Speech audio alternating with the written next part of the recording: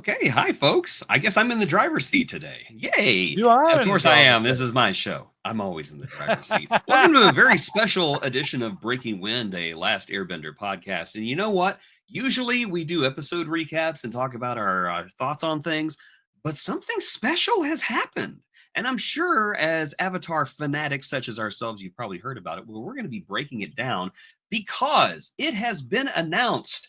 Finally, after almost a year of speculation and leaks, it is announced officially now by Nickelodeon a new Avatar series is coming called Avatar Seven Havens, and it is on the Whoa. way. Good Lord, I am good looking. Look at me. Wow, Oh, sexy. wow. Yeah. All new series. Absolutely. So it has been speculated for a very long time that this was, of course, going with the Avatar cycle. This was going to be a earthbending Avatar, and for a while, it was rumored that it was going to be twin avatars, or at least one avatar with her twin sister. Okay. Well, we've learned there is a bit of inaccuracy with that, and there's a bit of truth to it. It is going to involve twins, but it's going to be a boy and a girl. Okay. The girl is the new avatar, and she has to. Well, I'm just going to read this right here. It says Seven Havens will be set in a world shattered by a devastating cataclysm. A young earthbender discovers she's the new avatar after Korra, but in this dangerous era, that title marks her as humanity's destroyer, not its savior. Hunted by both human and spirit enemies, she and her long lost twin must uncover their mysterious origins and save the Seven Havens before civilization's last strongholds collapse. Wow, there's a Hmm. lot in that. There There's a lot is, and in my the friend here he is in the process of currently watching Korra. So seen two whenever I episodes. Yeah, whenever I I've tell seen him two episodes. earmuffs, we'll talk about things that may spoil Oh, that. Jack There was one actually hundred. a minor spoiler in that right there, but we won't talk about that right now. All right. If I But ask a question and it is uh-huh. spoil, you just go spoiler. Yeah, I'll just Can't say answer. spoil. I'll be River Song today. Absolutely, Yeah. spoilers, sweetie. I'm excited. Plus, they have got a. It's going to be 2 seasons. Each Yeah. season is going to have 13 episodes. So this is going to be, in my opinion, 26. a very tightly written television series with a beginning, a middle, and an end. A lot of criticism from the Adventures of Korra came from the fact that they thought they were only going to be writing one season, and then at the last minute, Nickelodeon was like, "Hey, guess what? You're going to be doing more seasons," and they were like, "Oh Mm. no, what do we do now?" So it got a little meandering there for a while, but they found their feet again towards the end. I think that this is a sign that Seven Havens will be a very strong and a very tightly plotted show with very little filler. So I'm Wow. excited. I think it's going to be great. So this is post Cora. All right. This is post And Korra, yes. this is post Cora. And what it seems to me, what they're saying, there was a cataclysmic event. That's what they Yes. say right at the beginning. So we're seeing now societies. That's interesting. They do that from a kind of world perspective because they have Avatar, like, what is it, like 18th century inspired type of feel to it. Then we've had what industrial area with, and now we see the fall of society. It's interesting that It, they've done that. I it like is that. definitely an interesting place to take the series, especially I really like the Avatar was responsible for what's happened. Mm, Korra is responsible for what happened. Now, mm, I'm not going to spoil anything by saying this again. Jace has only yeah, seen 2 episodes, and I'm yep, going to respect him because he's mm, really into this. Korra does some very earth-shattering things during her time as the Avatar. mm, Most of them work out pretty well, mm, but she's definitely an Avatar that is not happy with leaving things the status quo. And mm, so I totally buy that something she does, she yeah, screws something up and it yeah, it ends the world. Either that or she fails to stop something from ending the world and everybody falsely accuses the avatar of that. yeah. And I will let you know right now, this is a place where you will find no Korra hate. I love Korra.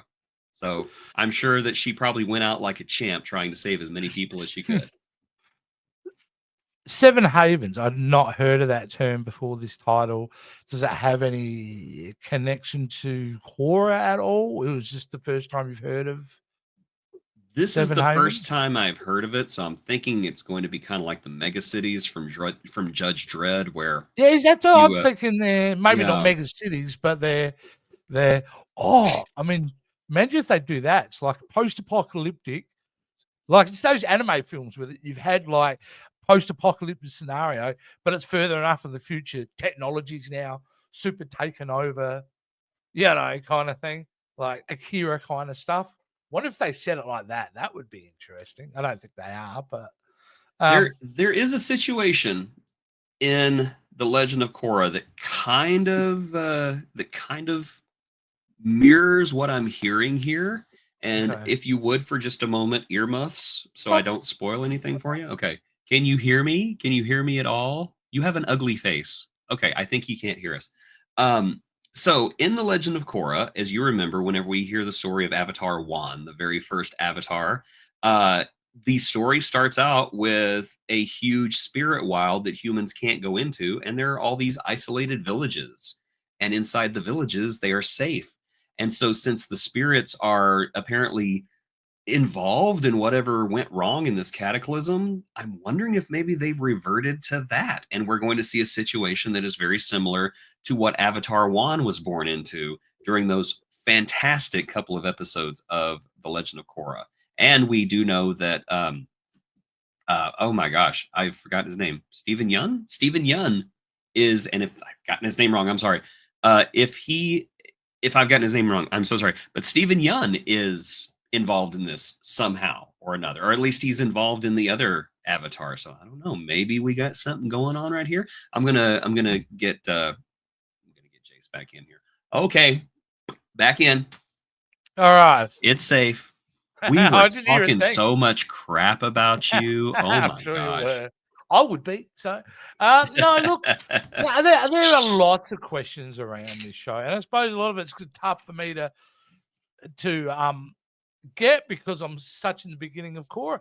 But I've just thought then, how good is my timing in life?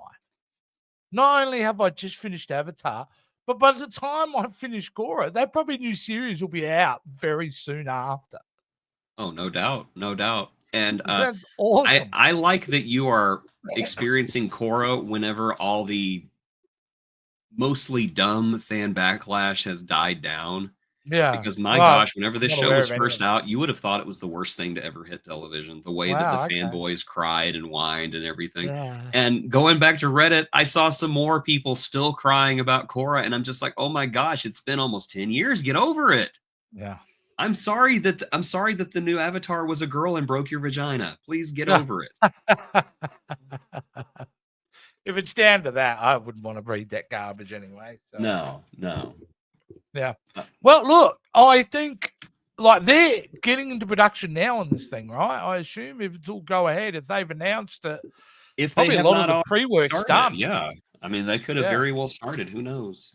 Oh, you So would we will say that the see. scripts would be finished, or if not, mostly it'd be done. But Yeah, at that's least absolutely, treatments would be done. Yeah. I mean, yeah. they 26 episodes, they know where they're taking it by the end of that arc. So I'm very Oh, yeah, I'm so excited. I'm excited. at this count, we've got season 2 of the live action series currently in production. We've got the movie in Mm-hmm. production, the animated movie, and now we've got a series. Yes. Wonder what has been the resurgence. It's Uh because I've been watching Breaking Wind, and they it's because of us. realized, Yeah. hey, look, it There- was not trendy when we started this show. Let's just no, face it. no. It's always been trendy, but it wasn't like we were trying to, oh, we'll do this because it's popular again kind of thing. We just did it. We're Yeah. ahead of the game. And I think it's completely unrelated, but Dante Bosco is bringing back Braving the Elements. Dante's podcast is coming back, Yeah. and they're going to start doing Korra. And I like to think that they saw us and they're like, "Oh my gosh, we have some very handsome competition. We Yes. got to do something about it." Yes, Which, we're of going to do course, you know, something about it. definitely listen to Braving the Elements Oh, well, there's room for both. after you watch it. Yes. But There's yeah, room for Janet both. Varney, the voice of Korra, and Dante Bosco, the voice of of It's so weird Zuko. when you listen to him now, because you just can't get that voice out of your head. I still see him as Rufio. All these years later, he's still Rufio. He looks like Rufio. He does.